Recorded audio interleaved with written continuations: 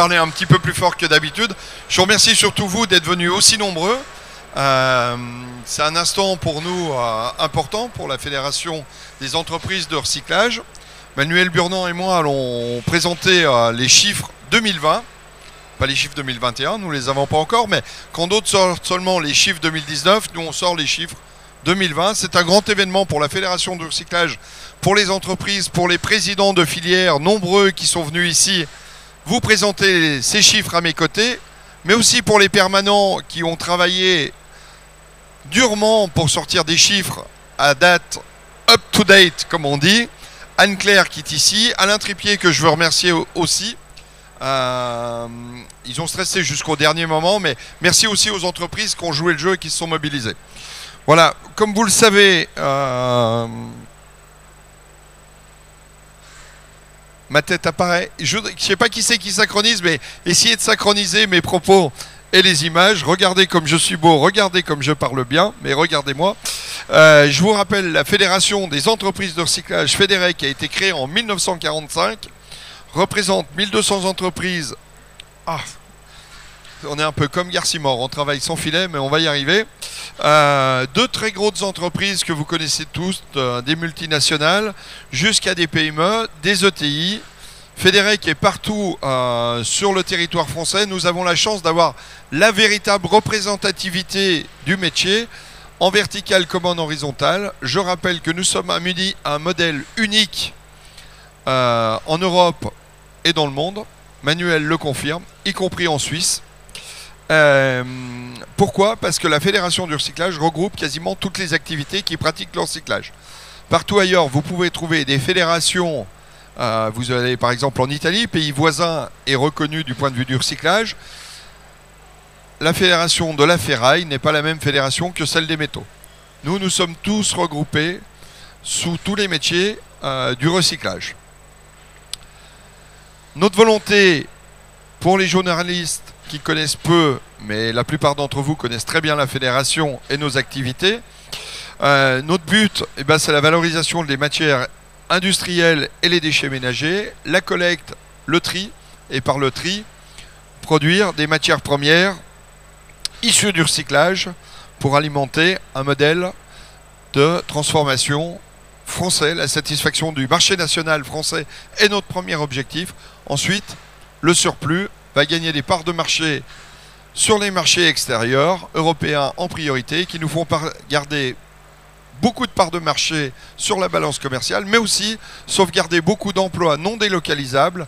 Et c'est vraiment une spécialité française. Quand une partie de l'industrie a été sous-traitée dans des pays éloignés, le recyclage, c'est bien en France que ça se produit. Et nous sommes un des champions du monde. Nous sommes le champion du monde de la catégorie autoproclamée. Voilà. Nos missions au sein de la Fédération du recyclage, nous représentons et défendons les intérêts de notre profession auprès des pouvoirs publics et leaders d'opinion. Nous accompagnons nos adhérents au moyen d'une expertise et d'une assistance personnalisée des domaines suivants: fiscalité, certification, labellisation, sécurité, transport, dialogue social, veille réglementaire. Nous négocions la convention collective du métier avec nos partenaires sociaux. Nous avons vécu un instant historique la semaine passée où nous avons, avec l'ensemble des partenaires sociaux représentants des syndicats salariés et de la délégation patronale, nous avons signé un accord à l'unanimité sur la revalorisation des bas salaires, et c'est plutôt unique dans l'histoire de nos relations sociales. Je dois dire aussi qu'on est les premiers à démarrer, donc on démarre, qui se lève tôt démarre tôt, et arrive rapidement subito. Alors, promouvoir et valoriser les métiers des professionnels du recyclage et des matières premières issues du recyclage. Nous rappelons que nous trions, et nous trions pas pour dire de trier, nous trions pour valoriser, et valoriser, alimenter des filières. Donc on a besoin, quand on parle de relocalisation, on a besoin de faire émerger de nouvelles filières sur le territoire national. Quand on parle de limiter les exportations, oui, bien sûr, pourquoi pas, ça peut être un concept, mais encore faut-il qu'on ait des filières, que nos produits, que nous trions, trouvent des filières sur Sur le territoire national, je souligne le plan de relance aussi qui accompagne notre profession et qui a été un modèle unique avec 500 millions d'euros débloqués par l'État pour accompagner la dynamique de nos métiers. Fédérer, informer et animer le réseau de nos adhérents, négocier la convention collective. C'est un peu dans le désordre, mais ça fait quand même. Je rappelle que nous avons une organisation verticale et horizontale. Donc, les fédérations qui vont se suivre, dont on parlera plus tard, mais surtout, je rappelle que Fédérec a été l'émergence de syndicats de région, dont le plus beau est forcément Centré Sud-Est, dont un ancien président vous parle à l'instant, qui, je m'adresse sur la haute main du président Mathieu Charrère, que vous voyez ici, qui est le meilleur que nous ayons eu au cours des 100 dernières années après moi. Non, il va dire avant toi. Mais nous avons une bonne convivialité et Mathieu marche dignement dans les pas de ses prédécesseurs. Voilà. Je rappelle que le syndicat a été fondé, le syndicat Centré Sud-Est a été fondé 70 Cours Gambetta, dans un bistrot, puisque c'était une profession très conviviale à l'époque, où il faisait bon vivre et bon se rassembler autour d'un pot de Mâcon et d'un saucisson chaud lyonnais. Donc aujourd'hui, Centré Sud-Est, c'est Rhône-Alpes-Bourgogne, Auvergne, Franche-Comté, 18 départements. Nous avons l'Est, qui regroupe tout le Grand Est de Strasbourg à la Lorraine, les Hauts-de-France, qui est aussi un des secteurs historiques de la Fédération du recyclage, car notre pôle social est abrité à Lille. Nous avons aussi la région parisienne, qui a un poids très important, puisque nous sommes hébergés, Manuel et moi, dans les locaux 101 avenue de Prony, juste à côté de la place Pereire. Si toutefois vous venez, vous verrez nos magnifiques locaux et la machine à café, vous serez bienvenus. Et puis l'Ouest, terre de Bretagne, la Nouvelle-Aquitaine et l'Occitanie, nous étions accueillis formidablement vendredi par Olivier Dalle pour l'Assemblée Générale de la Fédération des entreprises de recyclage et l'Assemblée Générale de la région Occitanie. Nous regroupons 12 filières.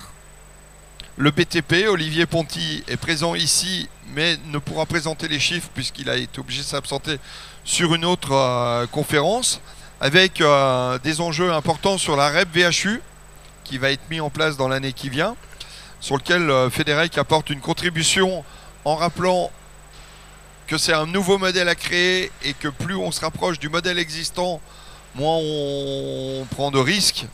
Voilà, parce que créer un nouveau modèle, forcément, il faut qu'on gagne plus d'efficacité dans le recyclage des déchets du BTP. Le métal, qui est une des filières historiques, et Patrick Kornberg, le métal qui représente...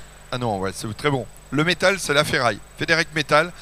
Nous avons devant vous la dame de cœur de Fédérec, que je vous demande d'applaudir très fort, Marie-Pierre Mescam, qui est une experte insoupçonnable, non, une experte fantastique sur les métiers de la ferraille. Voilà, elle vous en parlera tout à l'heure et vous présentera les chiffres. La palette et le bois, qui prend une place de plus en plus considérable, puisque via les éco-organismes, eh bien, on collecte beaucoup plus de bois qu'au cours des années précédentes. Le plastique, Christophe Vian, es-tu là? Christophe Vian n'est pas là. Le textile, Pierre Duponchel, qui a été élu récemment, qui est un expert important sur le textile, et nous sommes très contents d'avoir, puisque c'est le plus gros acteur de sa filière. Le papier carton, est-ce que l'excellent Stéphane Panou, que nous signalons en approche, 1m92, 102 kg, il a battu Tyson Fury récemment sur un ring, qui va nous parler, présenter les chiffres du papier et carton, qui vient d'être élu brillamment à l'unanimité, nous le signalons et nous le félicitons. Les D3E, déchets électriques et électroniques, Tess Pozzi. Tess est ici. Tess, c'est la réussite la plus importante de Fédérec, puisqu'elle a commencé comme permanente. Elle est aujourd'hui présidente des D3E et un jour présidente de Fédérec, à ma place. Voilà. Je rappelle que nous sommes une profession qui se féminise de façon importante, et nous, statistiquement, vous découvrez que nous découvrirez que cette année, nous présenterons les chiffres des activités féminines et chaque année, nous y accorderons de plus en plus d'importance. Valordec, Jean-Pierre Lutringer, le combustible. Alors moi, j'ai toujours un problème avec le C, le S et le R. Le R, c'est recyclage, recycling. Le S, solide. Le combustible solide, recyclé, de recyclage. Voilà. Jean-Pierre Lutringer. Les solvants, notre ami alsacien n'étant pas là, nous n'en parlerons pas. Le vert, le cyclème, le président vient d'être réélu. Il s'appelle Sylvain. On devait me donner les noms, mais je travaille sans fil. Bon, Les métaux non ferreux, Patrick Kornberg, vice-président de la Fédération du recyclage. La déconstruction automobile, Jean-Pierre Labonne. Je rappelle que nous avons eu un colloque au Sénat où nous avons abordé, c'est le moment d'en parler Manuel, où nous avons abordé les 5 sujets les plus importants. Pour enchaîner, donc le marché du recyclage, l'opinion sur la marche des affaires, appréciation de la conjoncture. En 2020, les entreprises interrogées ont considéré l'activité finalement meilleure que ce qui était attendu. 65% des entreprises ont jugé l'année 2020 bonne ou plutôt bonne, 61% pour le secteur. Un pourcentage proche du ressenti de l'année 2019. Grosso modo, malgré une période importante de fermeture, les entreprises ont tenu fermement et ont réussi à finalement faire une année moins mauvaise qu'ils espéraient. Quoi, plutôt, qu'ils espéraient pas, qu'ils redoutaient. Heureusement qu'il y a des gens qui me suivent. Il y a des moments où je me dis que dans ce bruit, je ne sais pas comment vous faites, mais moi j'arrive difficilement.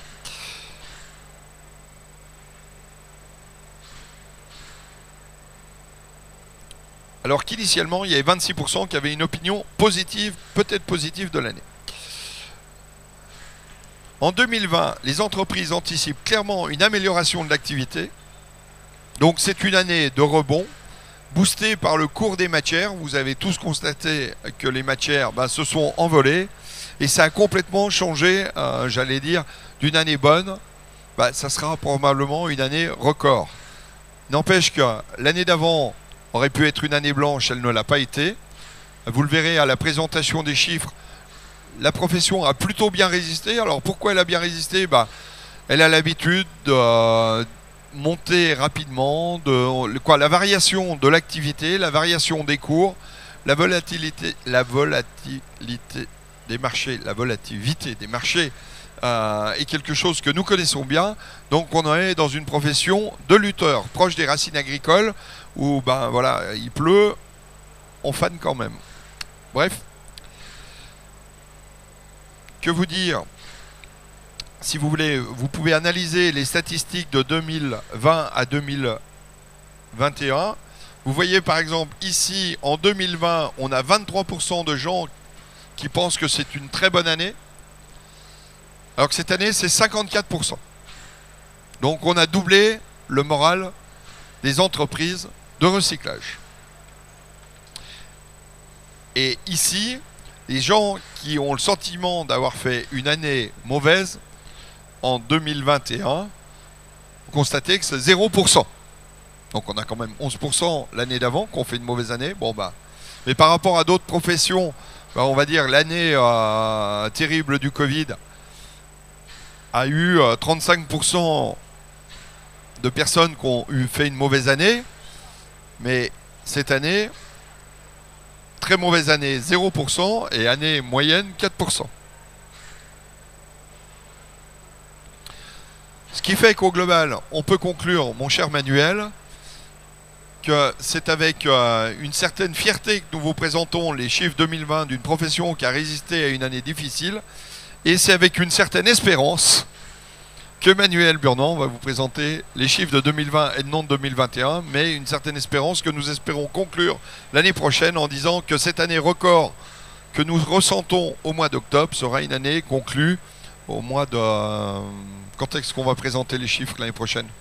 À peu près à la même époque, fin septembre. Voilà.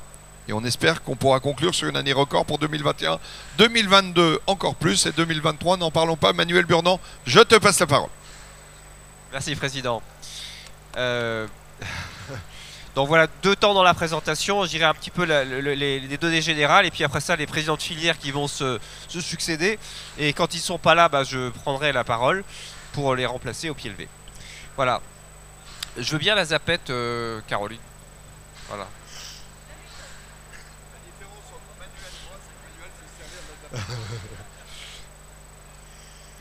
Voilà, donc d'abord la méthode. Alors la méthode elle est un peu classique, c'est-à-dire qu'on a 2 modes d'enquête.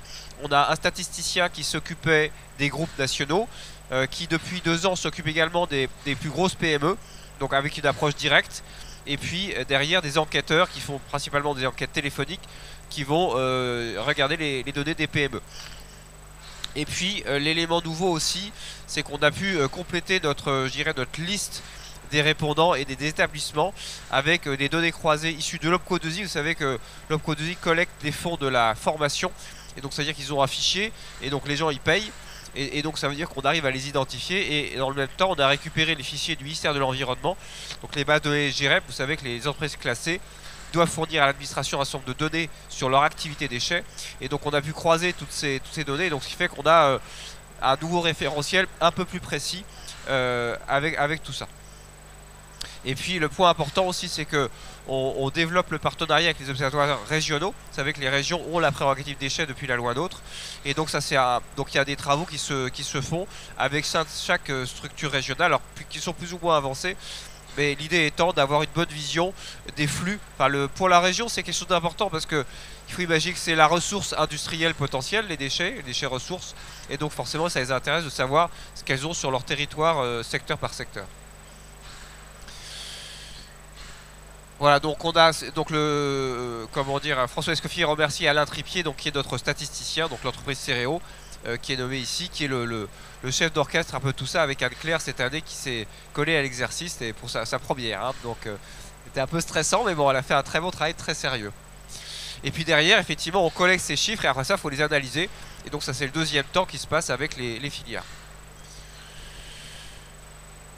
Donc, je ne vais pas forcément tout regarder parce qu'on a beaucoup de transparents. L'idée c'est de vous donner les éléments essentiels. Ce qu'il faut retenir, c'est plutôt le chiffre du bas, c'est-à-dire que on a en termes d'établissement 44% de répondants. Alors on est un peu en recul par rapport aux autres années. Vous voyez qu'on était à 65% en 2019, et ça c'est l'effet télétravail, puisque effectivement, comme on appelle les gens au téléphone, que c'est des données personnelles, que au moment où l'enquête s'est faite, beaucoup de gens étaient en télétravail, on n'a pas pu les capter comme ça se fait à l'habitude. Donc ce qui fait qu'on a un recul dans les répondants, mais malgré tout on est quand même à un petit 50%, je dirais, du taux de collecte. Donc on peut considérer que les résultats sont voilà, représentatifs, d'autant qu'ils sont recroisés avec d'autres sources d'informations. Ça a été dans la slide d'avant. Alors, donc ce qu'il faut retenir, c'est assez simple à retenir. Là on parle du secteur, hein. Le secteur, donc 1200 entreprises, 2400 établissements. Donc voilà, en moyenne 2 établissements par entreprise, même si dans la vraie vie, bah voilà, il y a beaucoup d'entreprises moto-établissements, mais il y a beaucoup d'entreprises avec 10, 20, 30, jusqu'à 150 établissements pour les plus gros. Et puis, alors, Federac ne représente tous les secteurs du recyclage ne sont pas chez Federac, mais on veut dire on porte la parole de l'ensemble des entreprises. Et en termes de chiffre d'affaires, même si on n'a pas des données précises sur la part des chiffres d'affaires des adhérents Federac, on peut considérer que voilà, on est largement, je pense que la règle des 80-20, on doit représenter à peu près 80% du chiffre d'affaires. Voilà, donc après ça, vous avez différents graphiques. Alors je ne vais pas les passer en revue, hein. Ça vous donne, et c'est ce que disait François Escoffier, l'activité historique de la ferraille. Donc la plupart des établissements, 33% des établissements répondants pratiquent l'accueil des ferrailles. Derrière les métaux non ferreux, souvent ça va avec, et les déchets du bâtiment. Puis vous avez la liste derrière par ordre décroissant. Ensuite, par région, donc voilà les 3 grosses régions, bah, elles sont là, hein. Hauts-de-France, donc la région historique, la convention collective, Auvergne-Rhône-Alpes et l'Île-de-France avec les Dromcom. Donc on a mis les Dromcom, on a quelques adhérents dans les îles qui nous rendent compte de leur activité. Et puis la typologie par établissement, donc majorité de PME, 65%, 13% d'entreprises de taille intermédiaire et les groupes nationaux. Ça, c'est la répartition des PME par région. Bon, je ne développe pas plus, hein, vous les aurez dans les supports, c'est pas le cœur de l'exposé. On arrive sur la question des effectifs. Donc, on a constaté une légère croissance en 2020, donc ce qui est plutôt courageux, hein, enfin encourageant plutôt. Puisque donc grâce aux mesures du gouvernement et au fait que le secteur a été reconnu d'activité essentielle par le gouvernement, voilà, ça a permis de préserver l'emploi et de préserver l'outil industriel et répartition des effectifs, une majorité de CDI, et puis vous avez le détail des quelques CDD et des contrats d'insertion. Avec un peu plus d'intérimaires, bon ça c'était lié je dirais à la partie aléatoire un petit peu des marchés. Les entreprises ajustent forcément en fonction de l'activité avec des intérimaires. Voilà, sur la féminisation dont parlait François Escoffier, on a un peu plus de détails cette année, donc c'est la première fois qu'on communique sur ces chiffres. Effectivement, 23% des effectifs ouvriers sont féminins, et puis vous avez la même chose sur la maîtrise et les agents de maîtrise et les cadres. Ouais, et on reste dans une règle un peu en globalité 80-20 pour la répartition. Voilà, ça c'est la répartition des effectifs par région. Donc voilà, c'est intéressant de voir les ordres de grandeur. Hein. Donc la plus petite région, la région Bretagne, et puis la plus grosse, l'Île-de-France, sans grande surprise. Sur les volumes entrants, donc ça, ce tableau il est intéressant parce que ça permet de voir, je dirais, le poids respectif des différents matériaux. Donc le plus gros tonne, les ferrailles, mais comme ça a été dit tout à l'heure, voilà le bois qui arrive en numéro 2. Et ça c'est lié notamment à l'émergence de la REP sur le meuble et sur les déchets du bâtiment. Papier, carton. Donc voilà, on s'en rend pas forcément compte, mais vous cumulez bois plus papier, carton, ça fait plus que la ferraille. Ensuite le verre, les métaux non ferreux, les palettes, les plastiques, les textiles et les solvants. On pratique de la régénération de solvants. Voilà, et puis en termes de tonnage, donc on a une petite baisse de l'ordre de 3% en global par rapport à 2019. Donc je dirais globalement on peut considérer que on était un certain nombre de secteurs qui tirent, notamment la déconstruction, les grands chantiers notamment en préparation des Jeux Olympiques qui tirent quand même les tonnes, et donc ça a équilibré je dirais l'activité, le baisse d'activité sur la période Covid. Et globalement, sur la période Covid, on peut considérer que d'abord un certain nombre d'infrastructures ont été maintenues, notamment les centres de tri, en particulier pour la collecte sélective, parce que c'est logique, hein, on a collecté les déchets, il fallait les trier, et derrière continuer à fournir l'industrie agroalimentaire en particulier. Sur les chiffres d'affaires, donc on est sur une baisse d'à peu près 10,7%, donc c'est l'effet croisé, je dirais, de la baisse des volumes et de la baisse des prix, sans grande surprise, donc c'est des chiffres qui sont assez cohérents. Et on communique également classiquement les investissements, donc c'est quand même un secteur qui investit quand même régulièrement à demi-milliard d'euros. Et donc voilà, on le retrouve malgré la crise Covid, des investissements importants dans l'outil industriel. Vous avez le détail là dans le camembert.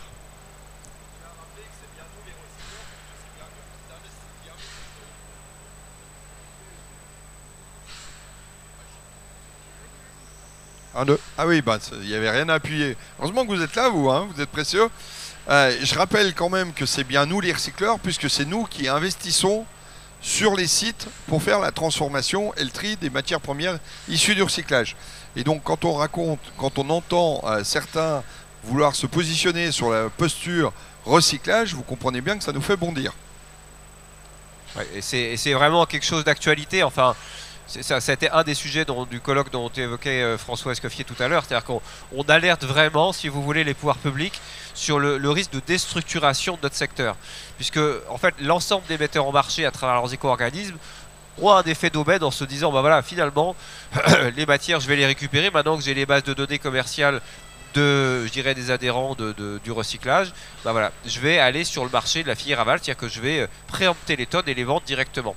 Et si chaque éco-organisme fait ça, bah on déstructure complètement je dirais, l'intelligence industrielle qui préside à l'organisation de notre métier, puisque historiquement les entreprises rassemblent les matériaux sur un bassin versant, prépare des matières pour l'industrie. Et si chaque éco-organisme commence à vouloir préempter ces matières, voilà, c'est quelque chose qui est inquiétant. Donc voilà, on a alerté et c'est un combat qu'on mène en ce moment pour essayer de garder une cohérence. Et après ça, s'il y a la question de l'emploi et de la visibilité sur les investissements, parce que ce qui fait que le secteur se développe, produit de la richesse, alimente l'industrie dans ses différents secteurs industriels, bah c'est bien qu'on a la propriété de la matière et que sur cette base-là, on peut se projeter sur des outils industriels et satisfaire la demande nationale. Donc voilà, c'est un point extrêmement important. Enfin, je sais que on discutait avec certains d'entre vous qui avaient bien compris ce point-là.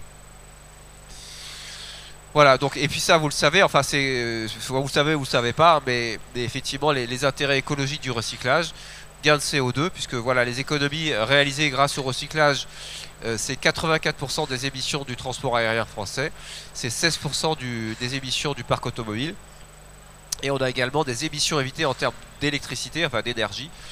Donc là encore des sauvegardes importantes en termes d'énergie, donc l'équivalent de 14 réacteurs en France.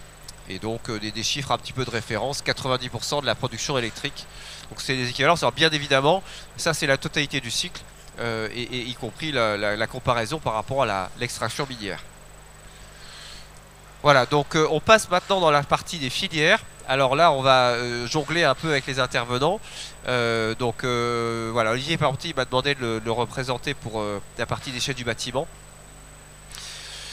Alors, les déchets du bâtiment, voilà, on est sur collecte de 41,5 millions de tonnes. On estime le gisement à 46 millions de tonnes. Ça, c'est l'étude, je dirais, des fameuses 14. L'ensemble des fédérations estiment que le gisement national, c'est à peu près 46 millions de tonnes. Donc, une légère baisse en 2020.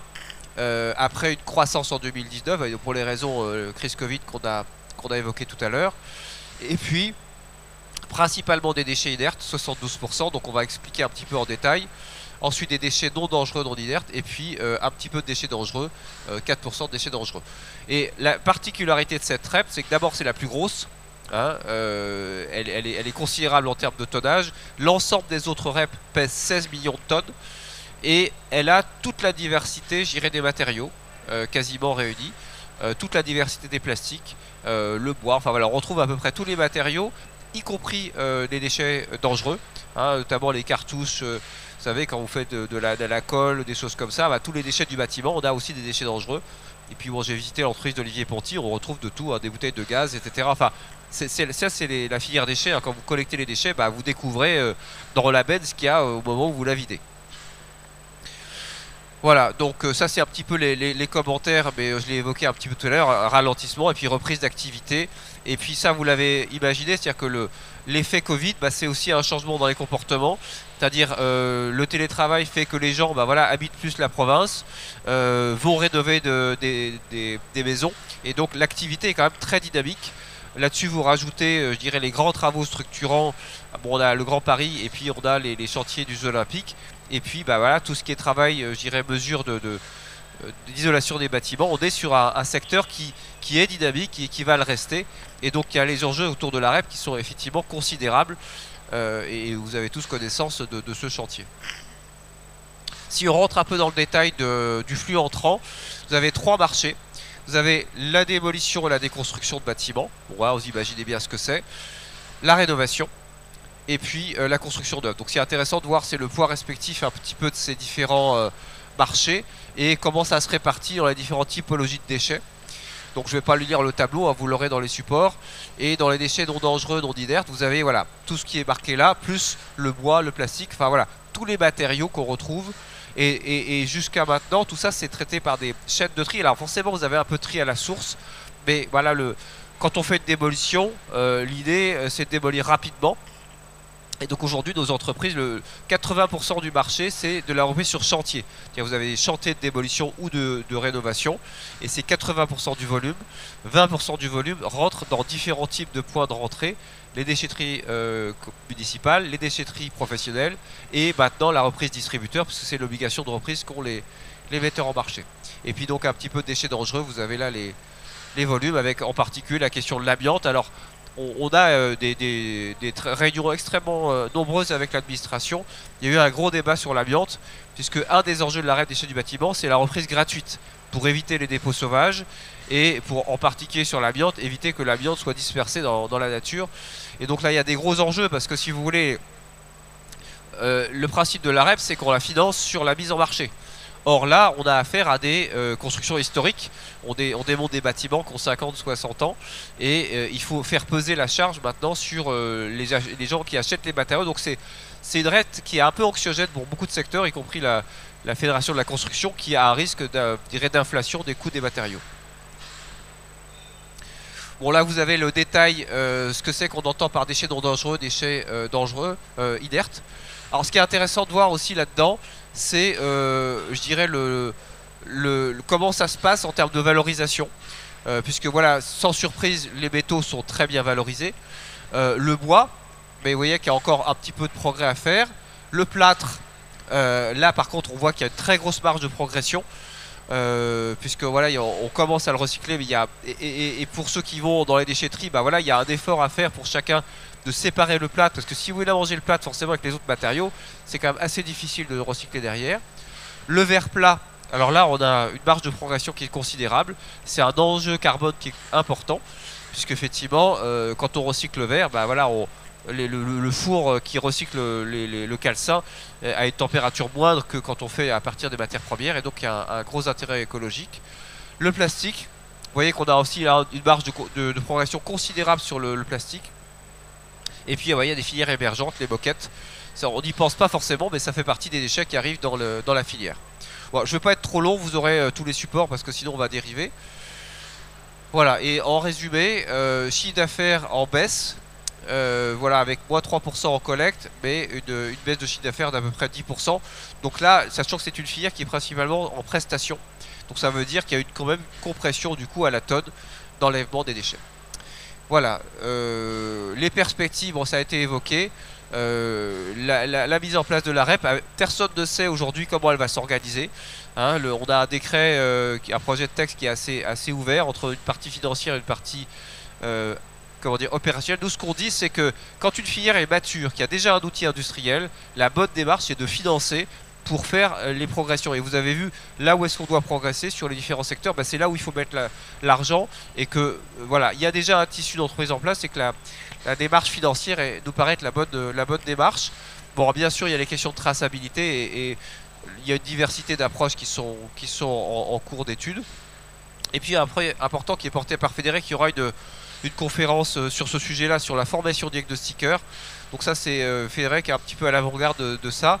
Et donc l'idée, c'est une nouvelle profession pour quand on diagnostique un bâtiment, d'avoir des gens qui ont une double compétence, je dirais bâtiment, déconstruction, enfin triple, et recyclage, de manière à pouvoir anticiper le volume de déchets qu'il y aura et préparer, je dirais, le tri à la source au mieux. Et c'est un métier qui est nouveau, on imagine 2000 créations d'emplois, donc plutôt à l'attention des bureaux d'études. Et voilà, donc c'est Fédérec qui a déposé, je dirais, le label, et merci Céleste, je l'ai vu tout à l'heure parce qu'elle a un peu transpiré sur la démarche informatique pour ça. Et voilà, donc ça, on est content d'être un peu à l'avant-garde sur ce sujet de la formation. Juste avant, je voulais rappeler aussi que Fédérec a lancé une étude sur les contenants pour comment collecter plus de déchets de bâtiments, et puis aussi tout ce qui est autour du tri performance et du recyclage et des débouchés. C'est pour ça que ça va être une liaison assez facile. Avec les déchets du bâtiment, on peut faire du combustible solide de recyclage, et j'appelle Jean-Pierre Lutringer sur le ring. Jean-Pierre, vous avez la parole, président de Valordec. Merci, président. Donc, la filière Valordec de Fédérec a particulièrement en charge les sujets de CSR et de biodéchets. Donc, CSR, comme le président Escoffier l'a dit, c'est bien les combustibles solides de récupération. Merci, passe-moi la Merci. Quelques chiffres pour illustrer donc cette filière. En 2020, nous avons produit 359 000 tonnes de combustible. Ce tonnage donc correspond à ce qui a été consommé dans les différentes installations de consommation. à raison de 75% par les cimenteries, donc 269 000 tonnes. Il y a également 70 à 80 000 tonnes de CSR qui ont été exportées en dehors de la France et 20 000 tonnes qui ont été consommées dans d'autres installations en France, situées en France. Vous voyez ce chiffre, 359 000 tonnes. Il est à rapporter aux 980 000 tonnes de capacité nominale que représente l'ensemble des installations qui sont présentes en France, donc c'est-à-dire la capacité, la potentiel de fabrication. Et si on ne fabrique pas 980 000 tonnes mais que 359 000 tonnes, c'est qu'aujourd'hui on a les débouchés que pour ces 359 000 tonnes. C'est-à-dire qu'il n'y a que 37% de capacités qui sont utilisées par rapport au potentiel total. Et donc c'est bien sur la filière aval qu'aujourd'hui il faut travailler pour augmenter, développer cette filière aval et permettre aux CSR de trouver toute leur place. Et si aujourd'hui on n'arrive pas à développer plus, c'est essentiellement pour une problématique d'équilibre économique, mais j'aurai l'occasion d'y revenir. Aujourd'hui, je vais ramener ça sur les grands chiffres qui sont issus de la loi de transition économique et croissance verte, qui a identifié qu'il y a quelques 2,5 millions de tonnes de CSR qui devront trouver leur place d'ici à 2025. 2,5 millions de tonnes, on est à 359 000 tonnes, vous voyez que la marche est grande. L'industrie cimentière a confirmé son objectif de consommer 1,1 million de tonnes à l'horizon 2025. Il reste donc 1,5 million de tonnes à trouver comme nouvelle technologie. Il y a plein de projets dans les cartons. Et ces projets aujourd'hui ne voient pas le jour essentiellement pour des raisons d'équilibre économique ou de visibilité économique. La grande problématique, c'est le prix du gaz, le prix de la molécule de gaz qui rentre en compétition avec la filière CSR. Et tant qu'on n'aura pas un équilibre économique sur cette filière CSR, eh bien on aura du mal à la voir émerger. Donc il y a plein de cartons, de projets dans les cartons, mais tant qu'on n'a pas cette visibilité, tant qu'on n'apporte pas la visibilité auprès des investisseurs, on aura du mal. Donc c'est l'action qu'on mène auprès des pouvoirs publics pour essayer d'en mettre en place des mécanismes pour apporter cette visibilité et être garanti que combien même le prix de molécules de gaz baisserait, eh bien, on aurait toujours un avantage compétitif entre la filière CSR par rapport au prix de la molécule de gaz. Un chiffre qui parle de lui-même, en 2020, le prix de la molécule de gaz était à 15 € du mégawattheure. Aujourd'hui, évidemment, dans le contexte qu'on connaît, il est bien supérieur et ça favorise l'émergence des projets. Mais un projet de cet ordre, on l'investit sur une durée de 20 ans, donc il faut qu'on ait cette visibilité sur 20 ans. Voilà pour la partie CSR. Sur l'autre volet dont s'occupe Valordec, les biodéchets. Le tonnage de collecte de biodéchets sur 2020 a été inférieur à celui de 2019 et il s'est établi à 30 millions de tonnes, composé à 2/5 par les activités industrielles, bien sûr l'agroalimentaire en tête. Ensuite 20% en provenance des ménages, donc les biodéchets. 17% pour les déchets verts et le restant provient des stations d'épuration et concerné donc par les boues de stations d'épuration. Donc comme je vous l'ai dit, il y a eu l'effet de la pandémie en 2020 et une baisse de 20% sur certaines natures de déchets, en particulier les déchets verts et les biodéchets. La particularité de cette filière biodéchets, c'est qu'il y a un contenu en eau qui est très très fort, parce que plus de 75% des déchets collectés sont de l'eau, contiennent de l'eau. Et donc le processus de transformation permet de transformer donc ces déchets bruts, de ces 30 millions de tonnes de déchets bruts, en 10 millions de tonnes de déchets secs, composés par du compost. Donc la quasi-totalité du compost est normée, permet donc d'être épandu. Et le compost qui est non normé, lui, bénéficie de plans d'épandage. Les perspectives 2021, très rapidement, elles sont plutôt positives, avec la multiplication des collectes à la source et la préparation de toute cette chaîne d'acteurs pour multiplier les installations de consommation. Voilà. Et je laisse la place à Jacques Roland ou à Emmanuel Burnand, je sais pas.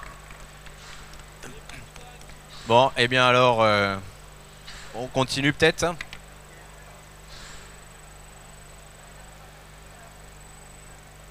Marie-Pierre. Marie-Pierre, si tu veux bien.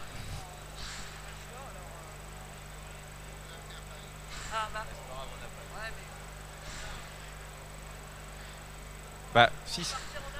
Pourquoi? Bon. Vas-y, elle a du direct. Ah oui, d'accord. Donc, je reviens pour le verre.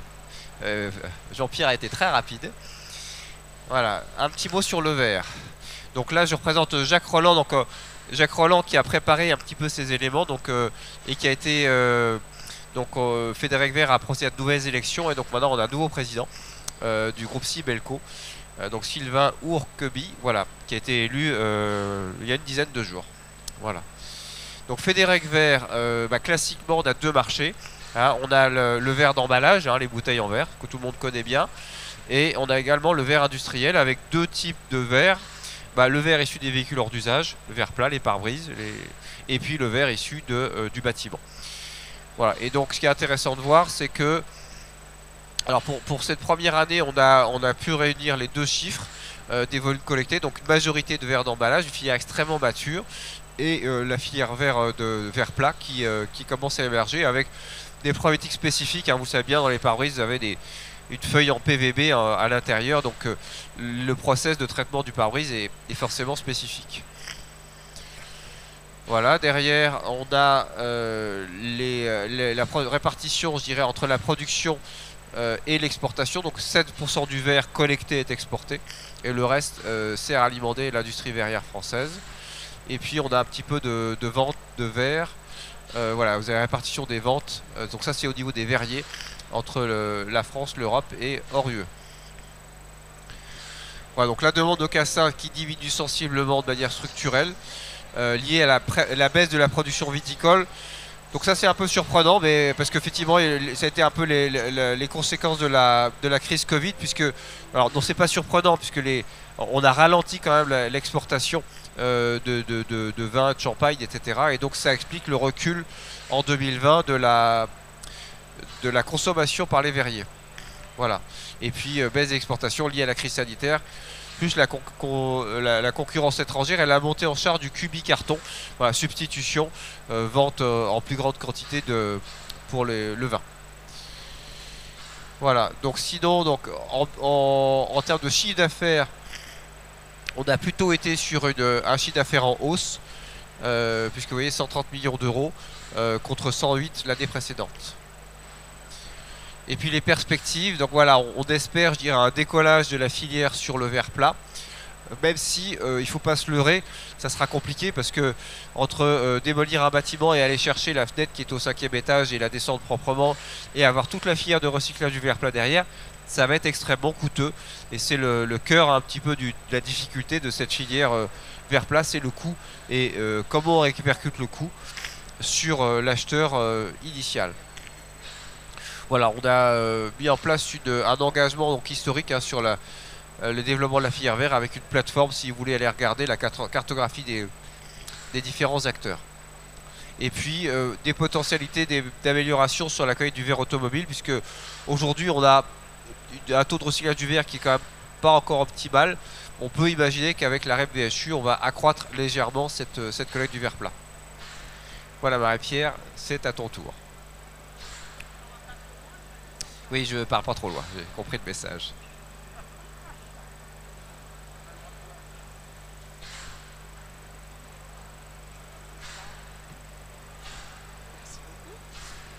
Bonjour à tous. Donc Marie-Pierre Mescam, donc je suis le président de la branche métaux ferreux. Hein. On va arrêter de dire ferraille parce que ça fait vraiment old school. Hein, donc on va dire métaux ferreux, c'est mieux. Donc, à l'instar de mes collègues, hein, évidemment, une année 2020 qui a commencé très difficilement avec énormément de nos sites fermés, plus de 80% pour les mois de mars et avril. La fermeture des déchetteries, bien sûr, les centres VHU, enfin voilà, une situation vraiment inédite. Donc non seulement nos approvisionnements étaient arrêtés, Mais même si éventuellement on avait du stock, nos consommateurs étaient également arrêtés. Donc ce qui explique, alors une petite baisse, on va dire, il faut relativiser, hein, puisque 11,2 millions de tonnes, c'est uniquement moins 9%, quand on sait que on va dire les 4-5 premiers mois, on devait être à 15 ou 20% d'entrée. La fin de l'année, c'est bien rattrapé. Donc comme le disait tout à l'heure notre président, c'était moins pire que ce à quoi on s'attendait. C'est déjà pas mal. Voilà. Donc des tonnages vendus, bien entendu, un peu en baisse. Alors effectivement, avec effet confinement aussi, beaucoup plus de tri, beaucoup plus de préparation, parce que des choses un peu moins belles que d'habitude, un peu moins triées. Donc des entreprises plus soumises à faire leur travail et celui pour lequel elles sont reconnues.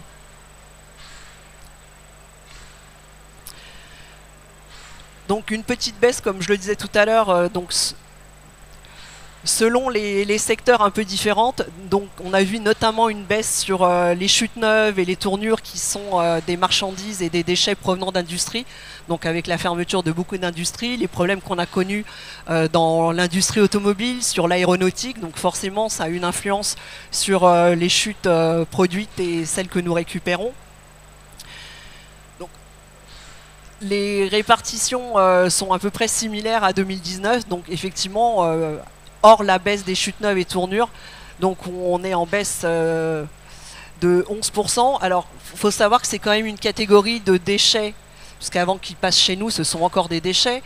C'est une catégorie de déchets qui a tendance à diminuer, puisque beaucoup de nos usines automobiles sont délocalisées, décentralisées, et qu'il reste de moins en moins d'industrie en France. Donc cette part de chute en devenir de matières premières issues du recyclage a tendance effectivement à diminuer, et sauf revirement de nos ministres et de nos dirigeants, devrait continuer à diminuer dans les années à venir.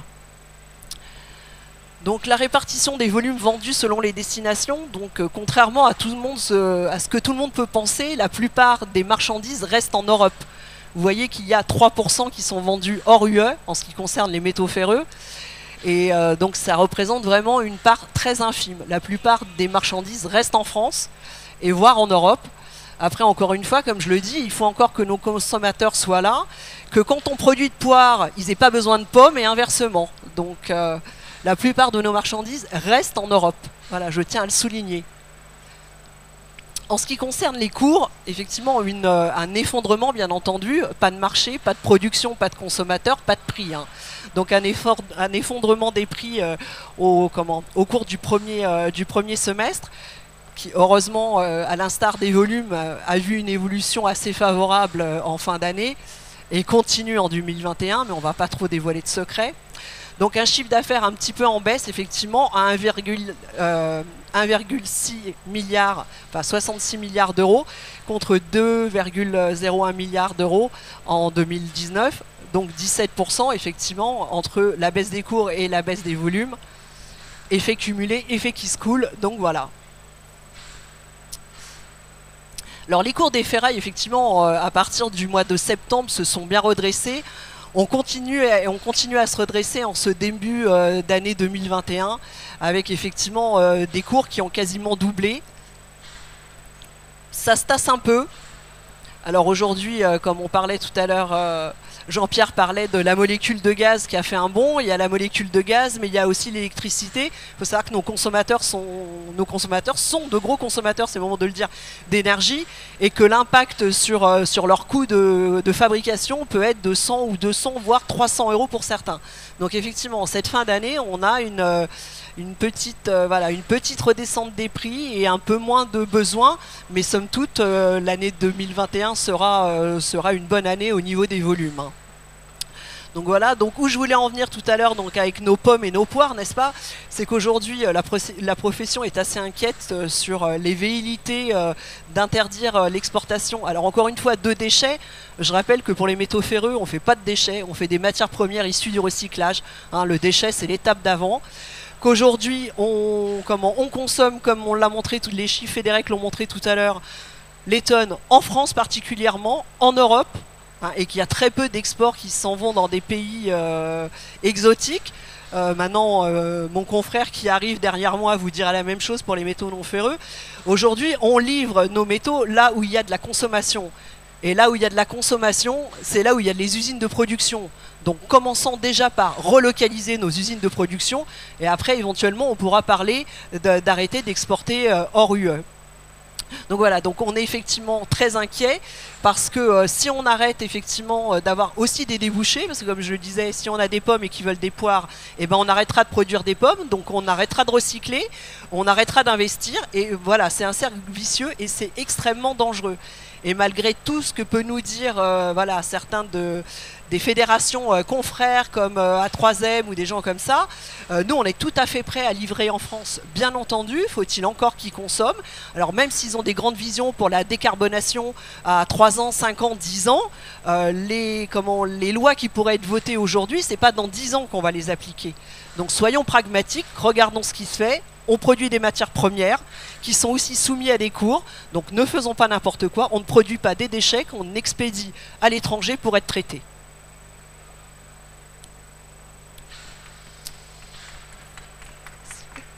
Merci beaucoup. Donc je vais laisser la parole à Manuel qui vient nous faire un petit encart donc, en ce qui concerne donc, les D3E et après vous verrez les VHU qui sont effectivement deux filières qui viennent aussi alimenter la filière des métaux ferreux et des métaux non ferreux. Merci à tous. Merci Marie-Pierre. Donc là effectivement c'est une nouveauté, enfin on n'a jamais fait dans les éditions précédentes des zooms comme ça et c'est la première fois qu'on présentait les chiffres sur les CSR également.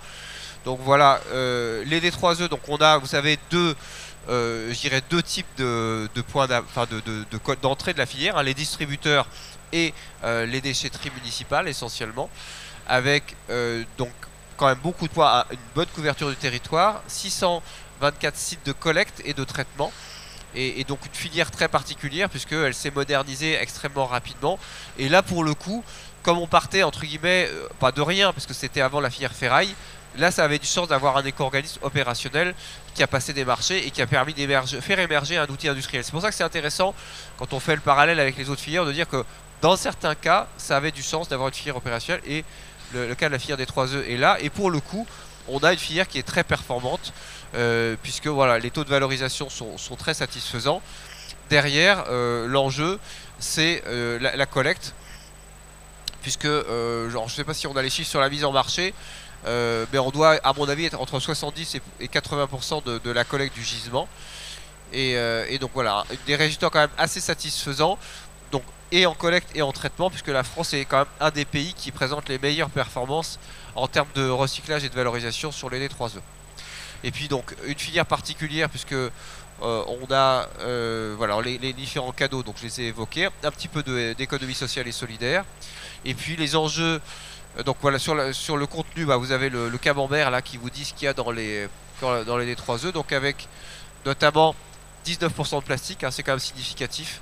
Vous avez ça dans les réfrigérateurs et dans les petits électroménagers en particulier. Et puis les enjeux 2021 avec une nouvelle période d'agrément. Donc on prépare donc actuellement 2 éco-organismes, hein, écosystème et écologique, et un gros enjeu sur les incendies. Puisque donc on a une dissémination des piles au lithium dans à peu près dans beaucoup d'objets et on a constaté une corrélation entre la vente, enfin l'arrivée en fin de vie de ces objets et le risque incendie sur nos entreprises. On a 150 incendies par an. Il y a une saisonnalité sur la période de chauffe. Enfin, l'été il y en a plutôt plus, mais on a un deuxième qui est les piles au lithium parce que là pour le coup c'est en présence d'humidité, c'est-à-dire que si à un moment donné vous avez une trottinette électrique au milieu d'un tas de ferraille qui se trouve sous le poids de la ferraille ouverte, qu'il pleut, bah vous avez un départ de feu au milieu du tas. Et ça c'est très inquiétant. Et donc là on se dit qu'il va falloir s'organiser sur l'ensemble de la filière autour de ce sujet lithium. Et le deuxième point, c'est qu'on a des petits objets, si vous avez réfléchi, mais ce qui est rechargeable, que ce soit les brosses à dents électriques ou les rasoirs électriques, il y a du lithium dedans. Et c'est des objets qui se retrouvent disséminés partout, dans la poubelle, dans la poubelle de tri des emballages, dans la poubelle grise, et donc potentiellement des départs de feu un peu partout. Donc ça c'est un vrai point d'attention qu'on a sur cette filière. Et donc on va maintenant sur le deuxième zoom qui est le VHU. Donc là, on a une filière là encore extrêmement mature. Donc ça, c'est les données de l'ADEME en fait. On n'a pas inventé l'eau chaude. Hein. L'ADEME qui, pour l'anecdote, vient de sortir son rapport 2019. Voilà, donc c'est plutôt les données 2019 en l'occurrence. Avec là encore un maillage de centres agréés et derrière les deux maillons hein, du centre VHU qui fait la dépollution, le démontage de pièces et les broyeurs qui font le tri et le tri post-broyage. Donc c'est indiqué ici. Et donc voilà, de nouveau aussi une question sur la REP. Donc là, c'est un peu le même discours qu'on a, c'est de dire voilà, sur la REP VHU, il y a un enjeu sur la filière illégale. Alors après ça, elle est difficile à chiffrer, elle est évaluée entre 300 et 500 000 voitures par an. Là-dedans, il y a certainement de l'exportation de véhicules d'occasion. Mais voilà, donc ça c'est un enjeu au même titre qu'on a sur la filière des chaînes du bâtiment.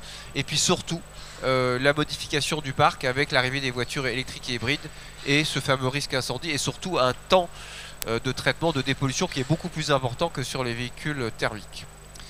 Voilà. Donc du coup, je vais repasser la parole à mon ami Patrick sur les métaux non ferreux. Merci beaucoup. Bonjour mesdames et messieurs. Avant de vous parler des métaux non ferreux, je vais rebondir déjà sur ce que vous a dit ma collègue sur les métaux ferreux. Nous parlons maintenant vraiment de matières premières issues du recyclage.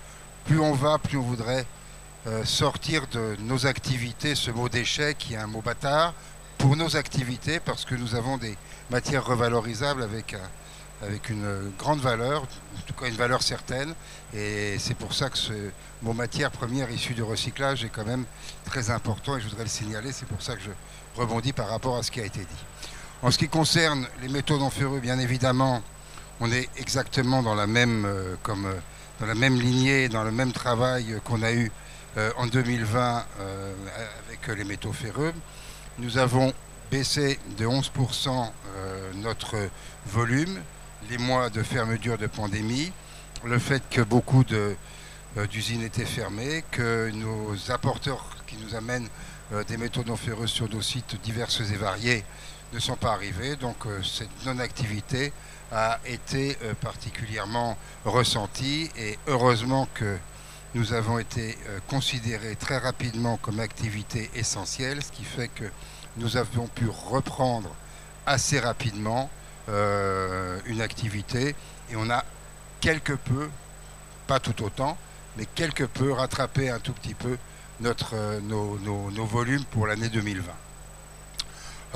C'est ce que je vous dis, ceux qui nous apportent des métaux, les plombiers, les électriciens et aussi les chutes neuves également de certaines petites et moyennes entreprises, à savoir que quand on parle chute neuve dans les métaux non ferreux, ce sont souvent des petites et moyennes entreprises qui ont des métaux non ferreux qui nous les vendent, alors que lorsque ce sont des grosses entreprises, ils font souvent ce qu'on appelle de la transformation et ils vendent leurs produits à un client.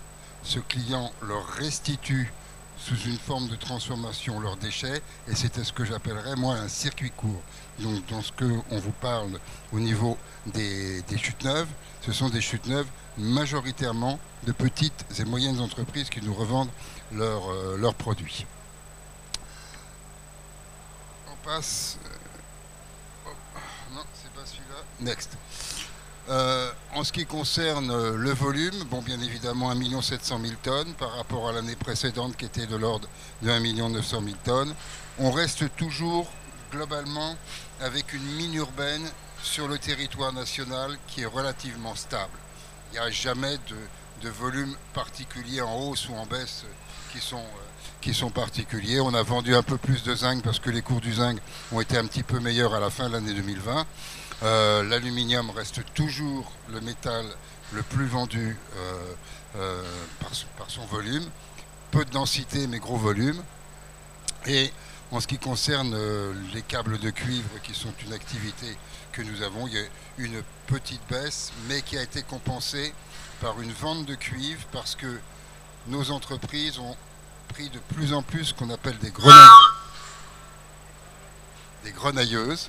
Ces grenailleuses qui, avant, jusqu'en 2018, depuis l'arrêt des exportations en Chine, beaucoup d'entreprises françaises ont acheté un outil qui permettait de grenailler le cuivre, et ce qui fait que le cuivre sous forme de câble s'est retransformé sous forme de cuivre, et puis sous forme de câble avec du cuivre.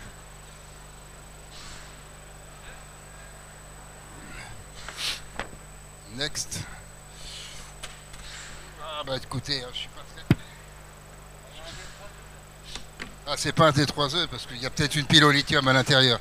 En ce qui concerne la répartition, vous voyez qu'il n'y a pas beaucoup de marchandises qui sont vendues hors Union européenne.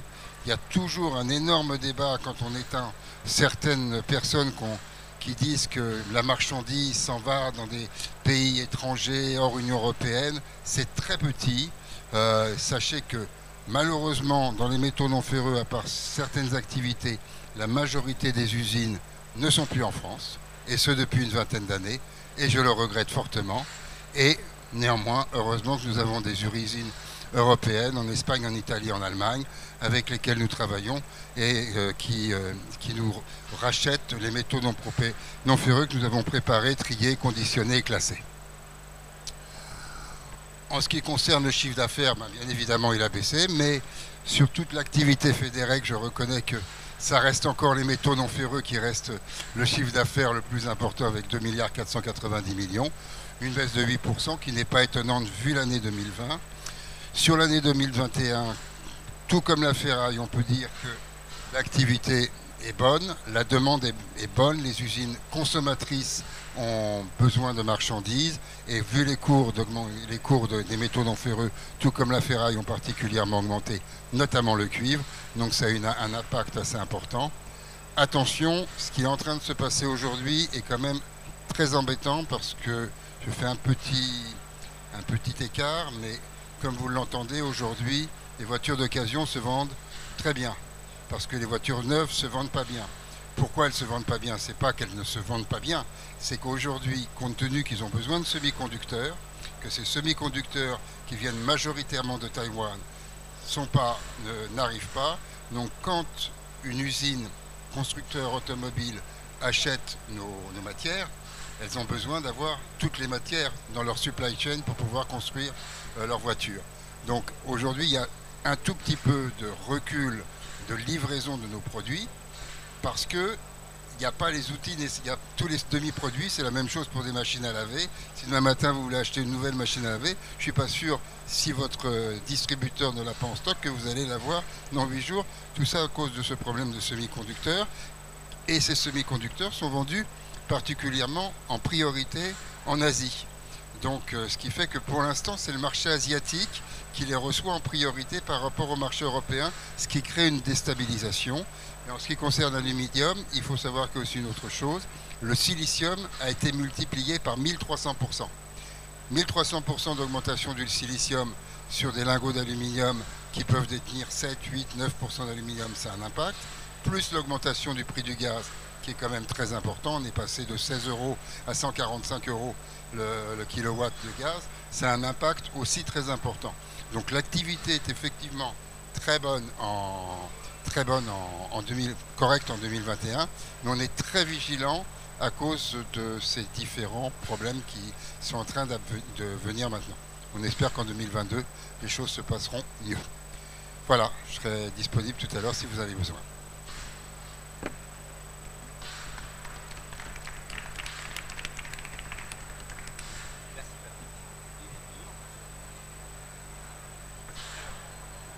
Introduit maintenant notre ami Stéphane. Merci. Donc, je vais prendre... Voilà. Merci, bonjour à tous. Donc, je m'appelle Stéphane Panou, je suis le président de la filière papier carton de Federec qui représente aujourd'hui 430 PMI et PME indépendantes. Comme tous les ans, nous rappelons que notre métier consiste à collecter les papiers cartons, les trier et produire des matières premières issues du recyclage pour approvisionner l'industrie papetière. Je vais vous présenter l'évolution des tonnages, des prix et des tendances et des perspectives. Les tonnages tout d'abord 2020. En 2020, le tonnage des papiers et des cartons triés est mis sur le marché a chuté de 6,4% par rapport à 2019. C'est la 3e année consécutive que nous observons une telle baisse. On avait eu en 2019 moins 2,5%. En 2018, moins 4,6%. Le volume global collecté en 2020 a été de 6 318 000 tonnes. Le taux de récupération est à peu près stable par rapport à 2019, soit 78,8%, qui est une assez bonne performance et qui est, je dirais même, une performance supérieure au taux moyen européen qui est de 73,9%. La répartition par source entre les flux des collectivités locales et ceux des entreprises est stable. Le tonnage issu de la collecte sélective des ménages représente environ 30% du total, 20% du carton et 55% des papiers. Voyons plus en détail l'évolution respective des flux et des cartons issus du recyclage. L'activité de recyclage de l'emballage carton, qui représente 75% des tonnages globaux papier-carton, collectés, a connu une légère baisse de moins 0,5% par rapport à 2019, avec 4 769 000 tonnes de carton collectés triés en 2020. Pour rappel, en 2019, les emballages collectés et triés augmentaient de 1,8%. Alors ça reste quand même une belle performance, puisque il faut retenir que cette tendance indique plutôt une tendance positive de la part de la récupération, compte tenu de la baisse de la consommation des cartons, qui elle a été de moins 3%. Donc on a effectivement un chiffre de la collecte et du tri de moins 0,5%, mais malgré tout on s'est quand même amélioré sur cette collecte et ce tri, puisqu'il faut le comparer à une baisse de la consommation de 3% des cartons en 2020. L'activité de recyclage des papiers graphiques, qui représente donc 25% des tonnages aujourd'hui collectés, a connu une baisse significative, même très importante, de l'ordre de moins 20%, avec 1 549 000 tonnes de papier collecté trié. On avait déjà connu une baisse importante en 2019, elle a été de 13,8% par rapport à 2018. Et elle avait déjà connu également une baisse en 2018 par rapport à 2017. Cette évolution, elle s'explique à la fois par la baisse de la consommation importante en 2020, moins 15%, et bien évidemment aussi par la perturbation de la récupération en période de confinement, avec un arrêt des centres de tri, avec dans certains centres la mise en place d'un tri simplifié, le télétravail, etc. Concernant la répartition, on en a déjà un peu parlé. La situation de la filière du recyclage et des papiers cartons en France, on peut dire que malgré le contexte qui a été quand même assez exceptionnel en 2020, puisqu'on a eu jusqu'à 50% des activités en moins pendant le premier confinement, nos entreprises ont été en capacité de satisfaire largement les besoins en matières premières de l'industrie papetière en France, dont la consommation d'ailleurs de fibres de recyclage a été de 4 942 900 tonnes en 2020. C'est un peu moins effectivement qu'en 2019. En 2019, l'industrie papetière avait consommé 5 210 000 tonnes. Cette consommation donc est en baisse, mais la France manque toujours, et ça c'est important, de papeterie consommatrice sur son territoire. Nous avons donc un excédent net de 1,375 millions de tonnes. C'est à peu près 22%. Pour donner une image plus parlante, c'est un papier carton sur 5 représente l'excédent qui nous rend aujourd'hui dépendants des marchés internationaux.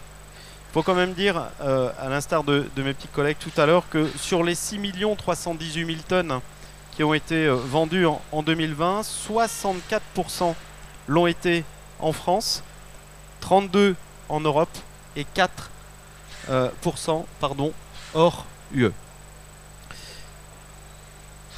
Un chiffre d'affaires en baisse. Le chiffre d'affaires de la filière a connu une baisse de moins 11% par rapport à 2019, soit 540 millions d'euros en 2020 contre 607 millions en 2019. Cela s'explique notamment par la baisse des volumes et la baisse des prix de vente sur l'année. Alors les perspectives 2021, elles sont bien meilleures, pour ne rien vous cacher. Au premier semestre 2021, la filière de recyclage des papiers cartons est un marché porteur. avec des prix élevés et une stabilité en termes de volume collecté trié auprès des ménages et auprès des industries. La demande des matières premières issues du recyclage des fibreux reste assez bonne dans l'ensemble, surtout dans le domaine du packaging, hein, principalement porté par la consommation importante de carton. Les stocks dans les dépôts sont au plus bas et on va dire que ce début d'année est marqué également par de bonnes nouvelles, par l'annonce après celle similaire d'un autre groupe papetier, Norske Skog, en 2020. Nous avons aussi une annonce supplémentaire de la reprise et de la conversion d'une usine papetière à Alizé, à côté de Rouen, par un groupe papetier européen qui s'appelle VPK. Cette nouvelle capacité sera opérationnelle fin 2022, début 2023, un peu comme celle de Norske Skog, et devrait consommer à peu près 450 000 tonnes. Ça veut dire qu'on aura un site VPK du côté de Rouen qui va consommer 450 000 tonnes.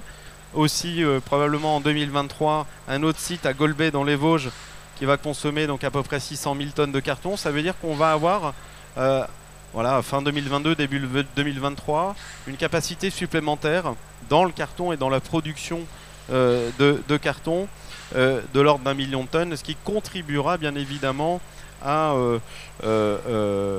absorber une partie de l'excédent structurel des papiers cartons issus du recyclage. Autre fait, en 2021, l'arrêté fixant les critères de sortie de sortie du statut de déchet, c'est pas facile à dire, pour les papiers cartons récupérés et triés, a été notifié à la Commission européenne et devrait être adopté très prochainement, ce qui fluidifiera le marché des PCR au niveau européen et qui placera nos installations encore plus à la pointe de la qualité. Les travaux sur l'incorporation et sur le développement de nouveaux débouchés doivent être engagés, bien évidemment. Et je dirais, dernier fait important de 2021, ce sera le réagrément des filières REP, emballage et papier graphique, qui seront également au cœur de l'actualité. Merci pour votre écoute.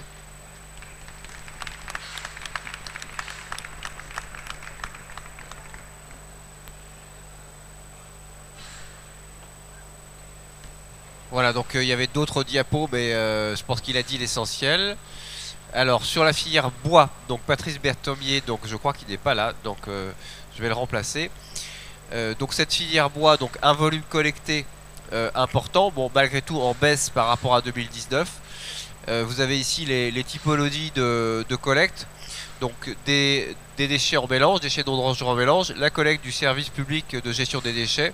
Donc pour faire simple, je dirais les déchetteries plus les REP, donc avec le Valdelia Ecomobilier, et puis quand même pas mal de collecte industrielle, et puis la filière emballage qui est quand même significative, hein, on l'imagine pas forcément, mais ça pèse lourd la filière emballage sur le volume de bois collecté.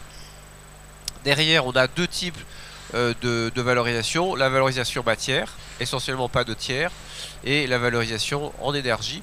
Donc là vous avez le détail, hein. Grosso modo la filière matière qui fait à peu près 60% des volumes et un petit 40%, enfin un peu plus de 40% pour la partie énergétique. Et donc la vente de bois énergie, donc, qui alimente essentiellement des chaudières industrielles et un certain nombre de chaudières de collectivités locales avec un petit peu d'exportation. Donc le gros avantage du bois, c'est qu'il est neutre en carbone, c'est-à-dire que quand on brûle du bois, derrière les arbres réabsorbent le carbone, et donc on est on dirait à bilan carbone qui est neutre.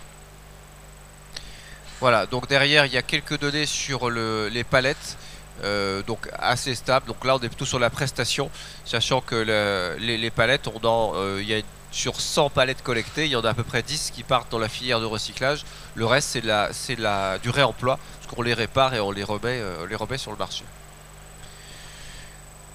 Voilà, donc sur les perspectives 2021, donc là ce qui est intéressant de voir, c'est l'émergence du bois issu de la REP déchets du bâtiment.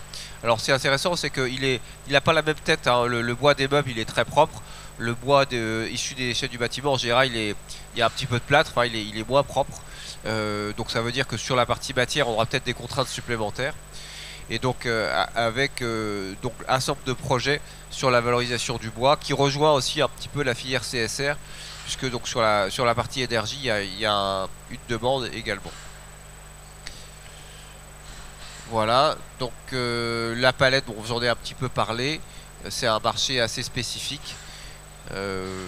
Donc voilà, avec éventuellement des questions. Donc voilà, les volumes, vous avez quand même un volume important de reconditionnement, 110 millions, on n'imagine pas ce que ça représente.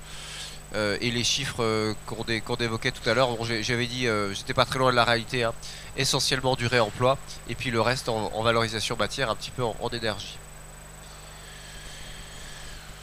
Voilà, et on va terminer, comme ça on sera à peu près dans le timing, sur la filière textile. Je crois qu'on est à peu près à la fin. Non, il en reste 2, mais il reste 7 minutes, donc on va essayer de tenir dans les 7 minutes qui restent. Donc filière textile, donc en progression, si je dis pas de bêtises, non, en léger recul par rapport à 2019. Donc là encore, bien sûr, effet Covid, hein, puisque les gens ne se déplaçaient pas, donc ils n'amenaient pas, je dirais, leurs vêtements dans les bornes de collecte. Donc on voit l'inflexion un petit peu dans la courbe. Sachant que quand on parle de filière textile, on oublie parfois qu'il y a le linge de maison et les chaussures qui sont dedans. Donc les chaussures d'ailleurs vont généralement plutôt en filière CSR. Et puis une filière qui a été quand même menacée par le point vert, je dirais qui n'était pas forcément le soutien au tri qui n'était pas forcément au bon niveau. Donc c'est une filière avec beaucoup d'enjeux parce que le modèle économique repose sur le réemploi. Et il y a une volonté, je dirais, affichée des pouvoirs publics de développer le recyclage. Or, pour développer le recyclage, il faut le financer. Et donc, c'est un petit peu l'équilibre qu'essaie de trouver l'éco-organisme avec les acteurs. C'est à la fois de maintenir pour améliorer la collecte, puisque il y a 600 000 tonnes de gisement. Donc, ça veut dire qu'on est quand même très loin en termes de taux de collecte. L'objectif, je crois, 2025 est de 300 000 tonnes. Donc, déjà, il faut développer des centres de tri.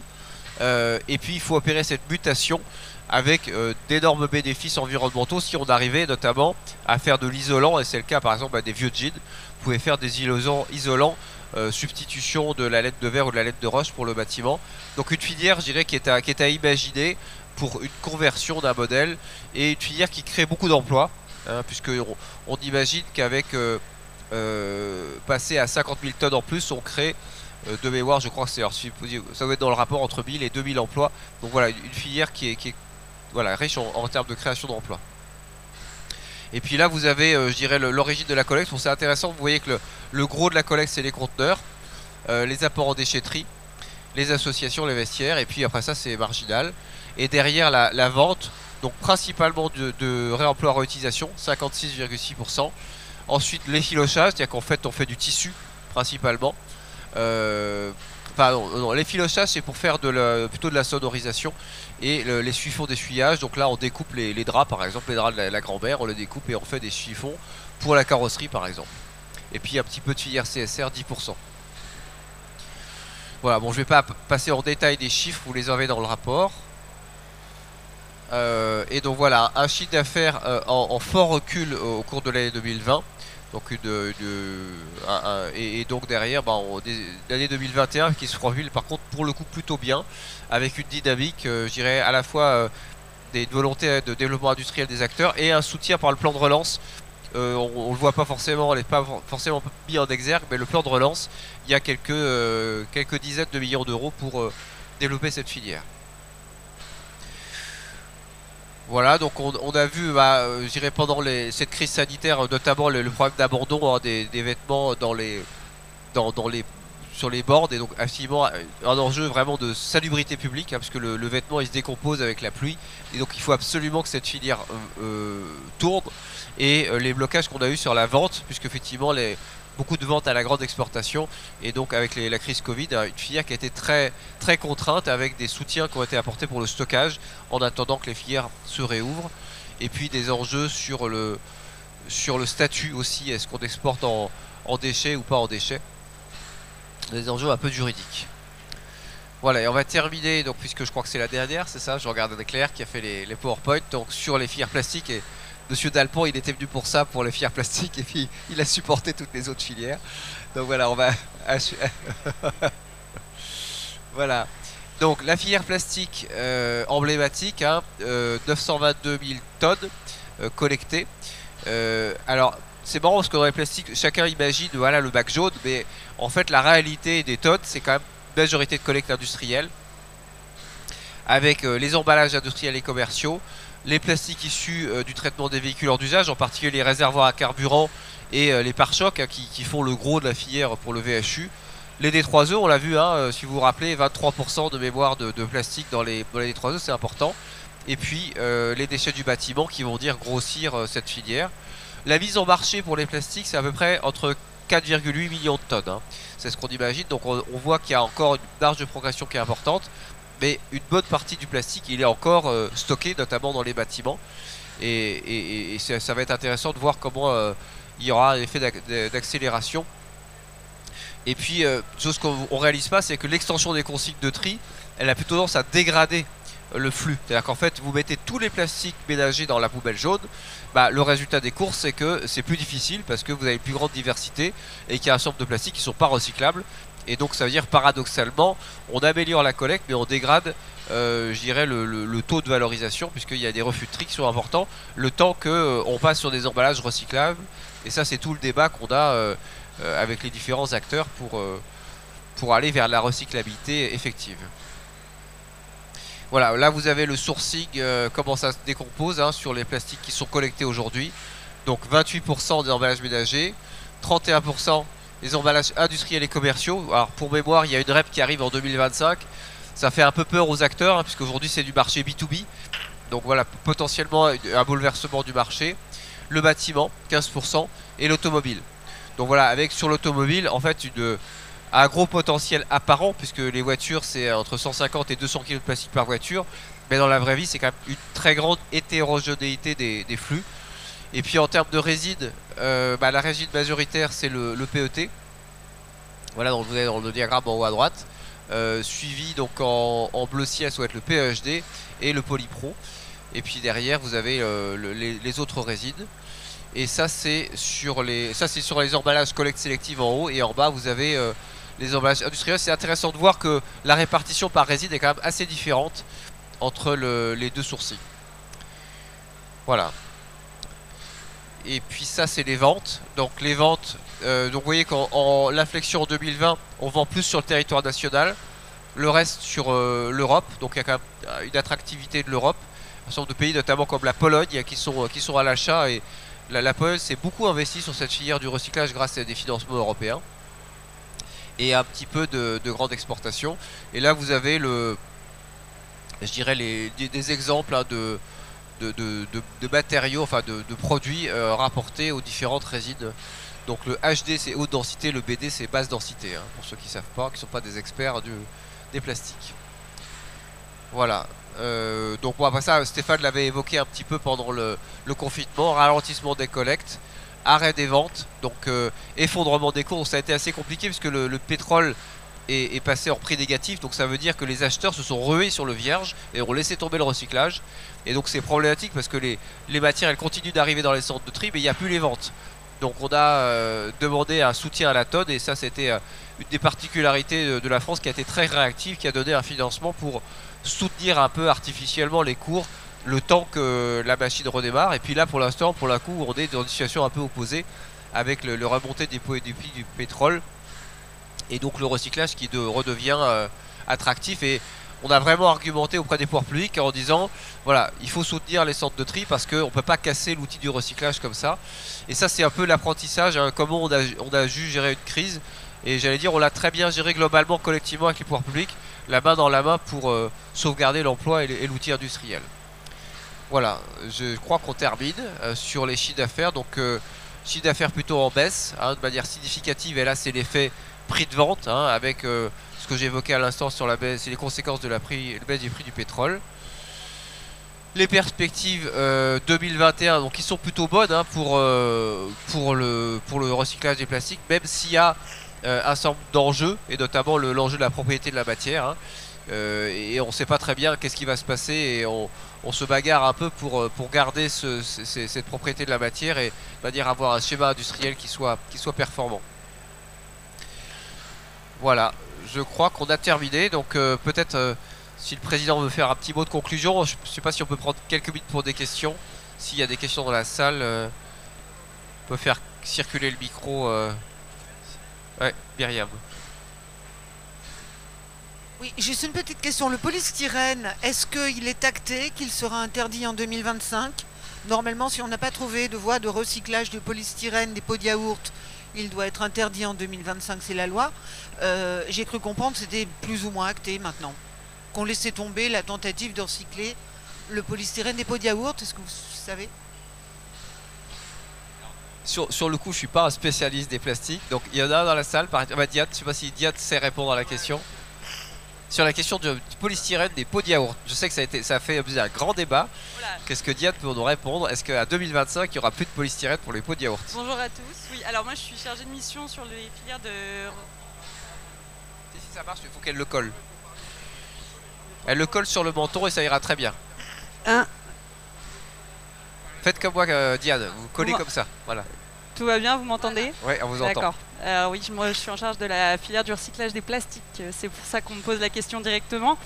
Je vous confirme que oui, le polystyrène, en tout cas la résine PS, sera interdite à partir de 2025. C'était un amendement qui avait été adopté dans le cadre de la loi climat et résilience et qui avait été porté notamment à la suite de la présentation d'un rapport par Madame, je crois, Camille Gaillard-Minier et ses collaborateurs. Ah non, ça c'était un autre rapport. Mais bref, un rapport qui avait été sur la pollution plastique, un rapport de l'Assemblée nationale. Et donc sur les bases de ces recommandations, en tout cas, l'adoption de cet amendement a été actée. Voilà. Ouais, et de manière générale, je pense qu'effectivement, il y a une volonté de simplifier un petit peu les nombres de résides pour simplifier le recyclage. Plus on a des hétérogénéités, plus le recyclage est forcément complexe. Est-ce qu'il y a d'autres questions dans la salle? Ah, il y a 2 questions. Alors, Alexandra, passe le micro. Bonjour, Olivier Cognas pour l'usine Nouvelle. Le président de la République a présenté un plan très important de relance il y a quelques heures. Il a parlé d'accélérer sur le recyclage. Est-ce que vous avez des détails sur les montants qui seront alloués à votre secteur? Et qu'est-ce que vous pensez des annonces qui ont été faites? D'abord, je dirais, on se réjouit. Alors, je crois qu'il a annoncé 30 milliards d'euros de manière globale sur l'économie verte. Les montants, je ne pense pas qu'ils aient été encore finalisés. Bon voilà, la première vague c'était de l'ordre de 500 millions d'euros pour l'économie circulaire, mais ça n'intègre pas le volet décarbonation. Donc il peut y avoir des projets de décarbonation qui peuvent tirer également le fil du recyclage. Nous on a représenté un petit peu les mêmes arguments, c'est-à-dire petit 1, continuer à soutenir la filière CSR dans des montants importants, parce que par rapport à ce que disait Jean-Pierre, tant qu'on n'a pas l'équilibre, il faut un soutien à l'investissement. La deuxième filière qui peut avoir besoin d'argent, c'est la filière biodéchets. Parce que c'est quand même une filière qui est assez complexe à mettre en œuvre, entre la collecte jusqu'à la valorisation finale du gaz, et avec une incertitude sur le retour au sol. Donc c'est 2 filières sur lesquelles on accentue. Après ça, il y a toujours la difficulté par rapport à des financements, par rapport à ce qui est pris en compte par la REP. Parce qu'en principe, et c'est l'articulation qu'il y a dans le plan de relance, c'est-à-dire que quand il y a une REP, en principe c'est l'éco-organisme qui met le financement nécessaire. Mais pour répondre à votre question, je pense qu'on va discuter et qu'il faudrait avoir au moins autant que le plan actuel, c'est-à-dire 500 millions d'euros sur l'économie circulaire. Christophe, une question de Christophe Jourdet. J'ai compris que depuis quelque temps, en fait, le recyclage chimique du plastique commence à s'avérer intéressant. Est-ce que vous connaissez des entreprises du recyclage françaises qui sont en train d'essayer de travailler en partenariat avec des recycleurs industriels chimiques qui pratiquent le recyclage chimique? Alors, j'irai pas dans le détail parce que c'est des choses qui sont émergentes. C'est un du sujet qu'on a été vendredi en call avec l'ADEME sur ces sujets-là. C'était hier, c'était lundi. Donc, puisqu'en fait, c'est un sujet qui est suivi à la fois par le CSF Chimie Matériaux, le comité stratégique de filière, et par le CSF Déchets. Donc, ce qu'on sait, c'est qu'il y aura certainement de complémentarité. C'est que déjà, les acteurs du recyclage, ils vont faire le pré-tri, la préparation de la matière. Derrière, soit on alimente le recyclage mécanique, classique, soit on alimente le recyclage chimique. Et on a bien conscience que pour passer le cap de la rentabilité, il faut aussi des soutiens à l'investissement. Donc voilà, on est dans une phase comment dire, de transition. Je pense que ce qui est intéressant, c'est effectivement sur le parti contact alimentaire, parce que le recyclage chimique permet de nettoyer la molécule de manière significative. Après ça, il y a des choses certainement à regarder sur les plastiques bromés, puisque en regardant par solvolyse, vous pouvez dissoudre notamment sur les styréniques et récupérer, sortir les particules du brome et remettre dans le circuit. Donc il y a des expériences intéressantes au niveau allemand là-dessus. Donc voilà, je pense que c'est un sujet qui est en phase d'exploration. Mais répondre précisément, je pense qu'il y a un certain nombre d'entreprises, de grands groupes qui sont en train de regarder ce sujet-là pour voir la bonne complémentarité, mais il faudra attendre encore un petit peu. Tout le monde a entendu parler bien sûr de Carbios sur le PET, mais voilà. Allez, pour conclure cette présentation des chiffres, je vous remercie d'être venus aussi nombreux. Je vous rappelle donc on peut conclure que l'année 2020 est une année globalement de fléchissement, mais pas de repli, comme on aurait pu le croire à une certaine époque. Et puis que 2021 sera une année de rebond, voire une année record, nous offrant de bonnes perspectives où on encourage les entreprises à investir, mais que néanmoins les incertitudes qui pèsent sur nos métiers, notamment sur l'application des nouvelles REP, rendent un tout petit peu frileux nos entrepreneurs et qui ont du mal quand même à saisir le plan de relance. Ça sera le cas d'une de nos interventions demain. Il y a trop peu d'entreprises qui se sont mobilisées, de PME qui se sont mobilisées autour de ça, par rapport aux complexités, par rapport à la question de l'opérationnalité des REP. Je vous rappelle que nous, on est pour des REP financières qui ne déséquilibrent pas le marché actuel, qui ne changent pas, qui ne réforment pas dangereusement nos activités. On est plutôt pour des systèmes évolutifs que des systèmes révolutionnaires. Vaut mieux une évolution qu'une révolution, me dit souvent Manuel Burnand, quand je vois toujours cette croix suisse juste à côté. Nous sommes la fédération, non pas helvétique, mais la fédération des entreprises de recyclage. Donc même si on a, j'allais dire, on est quand même issu d'un vieux métier où la matière, la propriété de la matière fait notre ADN. C'est-à-dire, plus on a la propriété de la matière, plus on va trier les petites quantités, plus on rentre dans les détails. Et ça, c'est pas en légiférant qu'on y arrivera. Mieux, c'est plutôt en nous laissant nous organiser qu'on y arrivera toujours aussi bien. Voilà. Et puis aussi la liberté d'exportation, vous savez que ça nous est cher. Et puisque la satisfaction du besoin national est notre principale priorité, mais qu'au-delà, les excédents doivent gagner des parts de marché sur la balance commerciale de la France. Et c'est très important pour notre pays puisque ces emplois non délocalisables, si on n'exporte plus notre part d'activité excédentaire, on perdra forcément des emplois ici. Mesdames et messieurs, je vous remercie d'être venus aussi nombreux. Je salue le président Scharer qui a magnifiquement organisé le Pollutech cette année et la vie en région Rhône-Alpes-Auvergne. Je remercie le président Vouquier qui nous a fait la première et magnifique convention Fédérec Région ADEME. Et je remercie Manuel Burnand qui, malgré la grippe, malgré le vent, malgré les intempéries, a réussi à venir jusqu'en Rhône-Alpes, Lyon étant une des belles régions de France. Merci à vous. Pour la Haute-Savoie et pour la France. Monsieur, et vous avez perdu votre téléphone, et tout téléphone trouvé rapporte 100 € à Fédérec. Donc version de vos contributions. Merci à tous. Si vous avez besoin, donc je sais, de photos, du document PowerPoint, certains l'ont demandé aussi, vous vous adressez à Profil, et ils auront toute la matière à vous adresser. Voilà.